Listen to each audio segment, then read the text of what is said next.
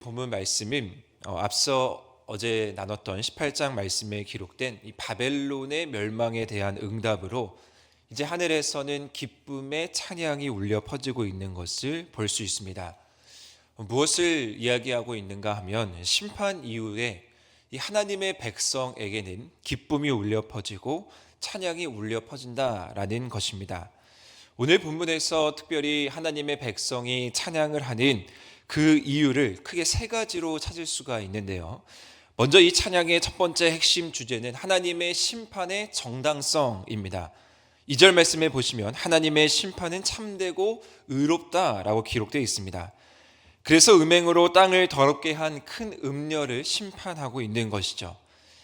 하나님께서 그 땅을 심판하신 근거가 무엇이냐면요, 바로 자기 백성, 하나님의 백성의 피 때문입니다. 하나님의 종들이 흘린 피 때문에 하나님께서는 이 땅을 심판하셨다라는 말씀입니다. 앞선 18장 20절에서도 또 18장 24절에서도 성도들의 피가 이 바벨론의 심판의 이유의 핵심이었습니다. 무엇을 얘기하는가 하면 하나님께서는 이 성도들의 피, 하나님의 백성들의 피를 절대 외면하지 않는다라고 말씀하시는 겁니다. 하나님께서는 이 순교자의 기도를, 간절한 그 기도를 주님께서는 반드시 들으시고요, 이 순교자의 기도를 하나님께서는 응답해 주십니다. 이는 하나님께서 끝까지 하나님의 백성을 하나님의 언약으로, 하나님의 신실하심으로 지키신다라는 것을 말씀하는 것입니다. 성경을 읽어보시면요, 성경 전체에서 흐르는 주제가 사실 여기에 있습니다. 아브라함을 부르시고 하나님께서 아브라함에게 약속을 주시고 어떻게 해서든 그것을 이루려고 하신 것이 우리 하나님이십니다. 인간이 끊임없이 하나님을 외면하고 또 우상을 가득한 삶을 살고 때로는 하나님을 배반할지라도요, 하나님께서는 절대로 하나님의 백성을 포기하지 않으셨습니다. 왜냐하면 하나님께서는 신실하신 분이기 때문이에요.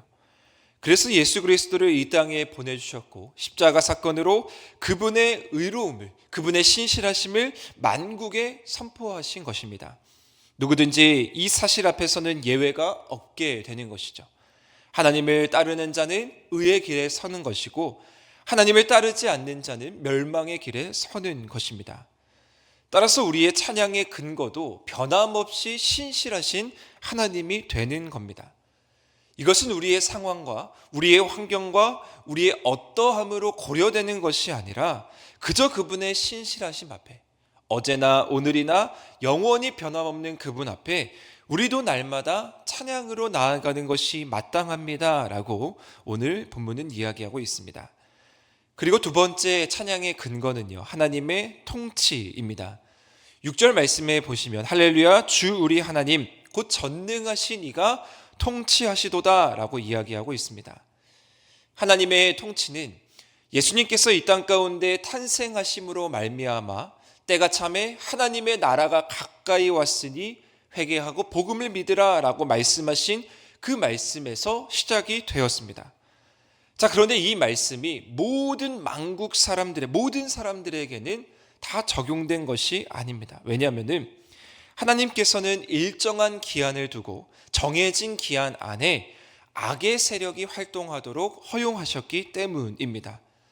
그래서 하나님께서는 그래서 악의 세력은 그 틈을 타서요, 하나님의 통치를 거스르게 하는 일들을 많은 사람들에게 했습니다. 그 대표적인 예가 무엇이냐면 바로 이전 18장 말씀에 나왔던 바벨론입니다. 이 바벨론이 악의 세력으로 대표되어서 많은 사람들을 미혹하고 많은 사람들을 무너뜨리는 일을 했던 것입니다. 자, 그런데 오늘 본문에서 어떠한 일이 일어났습니까? 이제 그 바벨론은 심판받고 완전하게 멸망되었습니다. 이것은 무엇을 얘기하냐면 하나님께서 더 이상 악의 세력을 허용하지 않는다, 더 이상 악의 세력이 이 땅 가운데에서 활동하는 것을 허락하지 않는다라는 선언입니다. 그러면 자연스럽게 이 땅에 남는 것은 무엇이냐면요, 하나님의 통치밖에 없게 되는 것이죠. 하나님의 통치가 만국에 선포되는 것이고 하나님의 통치가 이 땅 모든 사람들 가운데 선명하게 펼쳐지는 것입니다. 따라서 이 사실에 근거하여서 하나님의 백성들은 하나님을 찬양할 수밖에 없습니다. 사랑하는 성도 여러분, 하나님의 통치가 이 땅 가운데 온전하게 이루어진다라는 이 사실은 하나님께서 최초의 인간을 만드시고 하나님께서 최초의 모든 것을 허락하셨던 그 에덴 동산의 회복을 의미하지 않겠습니까?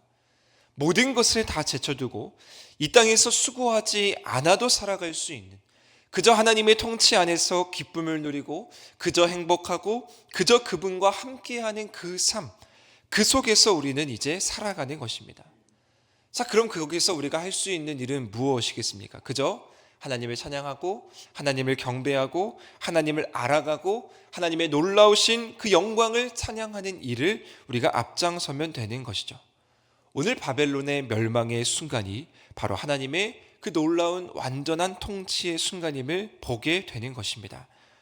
그리고 세 번째 주제는 무엇이냐면요, 7절에서 8절 말씀에 기록되어 있는데 바로 어린 양의 혼인 잔치의 때가 이르렀다라는 것입니다. 어린 양의 혼인 기약이 이르렀고 이제 아내는 스스로 자신이 준비하고 있었고 하나님께서 예비하신 빛나는 세마포 옷을 이제 입어야 된다라고 말씀하고 있습니다.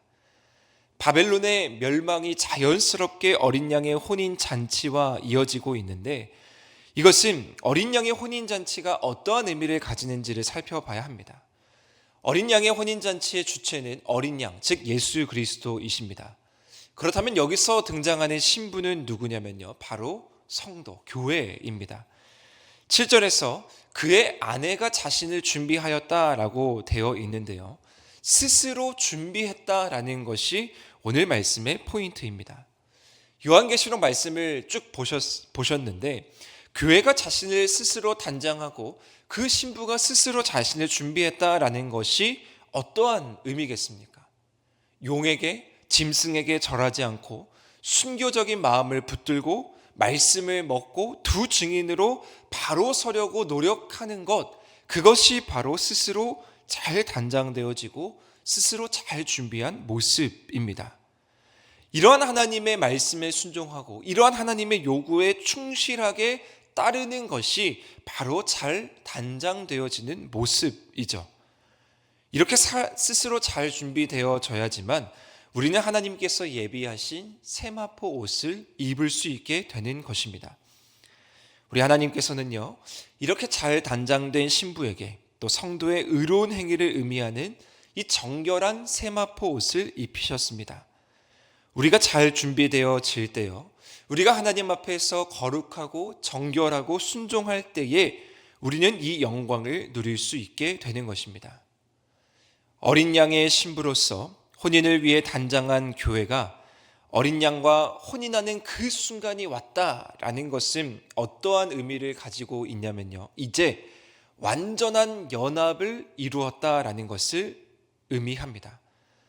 바울의 신앙의 핵심이 무엇이냐면요, 바로 연합이었습니다. 그리고 우리도 그 말씀을 믿고 우리가 순종하면서 그 길을 계속해서 가고 있는 것이죠. 갈라디아서 2장 20절 말씀에 보면 나는 죽고 십자가에서 죽고 내 안에 예수 그리스도께서 사십니다라는 이 바울의 고백이 나와 예수 그리스도가 연합하는 그 신앙의 모습, 연합하는 삶을 살아간다라는 것을 보여주고 있습니다. 오늘 이 마지막 때에 어린 양과 또 신부로서 하나님의 혼인잔치에 참여한다라는 것이 바로 이 연합이 완전하게 이루어지는 것을 의미합니다. 빈틈없이 아주 완벽하게 하나님과 예수 그리스도와 연합되어지는 것을 우리는 마지막 때에 볼 수 있게 된다라는 거죠. 교회를 방해하고 성도를 대적하는 모든 세력이 다 사라지고 오직 예수 그리스도의 영광만을 보게 되는 순간입니다. 그래서 오늘 본문 말씀에서는 그것을 무엇이라고 기록하고 있냐면요, 어린 양의 혼인잔치에 청함을 받게 될 것이고 그 청함을 받게 된 자에게 복이 있다라고 이야기하고 있습니다. 이 결혼식은요, 인생에 있어서 가장 기쁜 날 중에 하나 아니겠습니까? 예수 그리스도의 다시 오시는 날을 이 결혼식에 비유하고 있다라는 것은 하나님을 기다리는 성도들에게, 예수 그리스도의 다시 오심을 기다리는 성도들에게 이날만큼 기쁜 날이 없다라는 것을 나타내기 위함입니다. 따라서 우리는 그 순간을 위해서 아름답게 잘 단장지어지고 아름답게 잘 준비되어져야 함을 오늘 말씀을 통해서 깨닫습니다. 마지막으로 오늘 말씀을 계속 묵상해 보시면 오늘 말씀에 계속 반복되어지는 단어가 하나 있습니다. 그것이 무엇이냐면 바로 할렐루야입니다. 할렐루야는 여호와를 찬양한다라는 말씀이죠. 우리 삶 속에서 하나님을 찬양하는 것, 예수 그리스도를 찬양하는 것이 얼마나 중요한지를 보여주고 있습니다. 여기서 중요한 것은 우리가 하나님을 찬양하고 예수 그리스도를 찬양한다라는 거예요. 본문에서 요한이 천사에게 경배하려고 하자 이 천사가 뭐라고 얘기하냐면요, 10절 말씀에 보면 천사가 자기를 경배하지 말라라고 요한을 다그칩니다. 우리가 경배해야 되는 대상은 아무리 아름답고 아무리 위대해 보이는 천사도 아닙니다. 우리의 경배의 대상은 오직 유일하신 하나님이시고 예수 그리스도이십니다. 왜냐하면 우리 주님께서 유일한 구원자이시고 우리 주님께서 유일하게 하나님의 아들로서 하나님의 권세를 가진 자이시기 때문입니다. 오늘 우리가 찬양해야 될 대상이 누구인지를 바로 알고 이 세상을 경배하고 이 세상을 바라보고 이 세상의 것을 따르는 것이 아니라 할렐루야 오직 주님만을 따르면서 다른 곳에 마음 두지 않고 오직 주께 영광 돌리며 나아가는 우리 하늘이 모든 성도님들 되시기를 주님의 이름으로 간절히 축복합니다. 오늘 말씀의 이 세 가지의 근거, 우리가 하나님께 잘 준비되어지고 하나님의 통치로 인해서 또 하나님의 의로우심 신실하심으로 인해서 주님을 찬양하는 귀한 복된 하루 되시기를 주님의 이름으로 축원드립니다.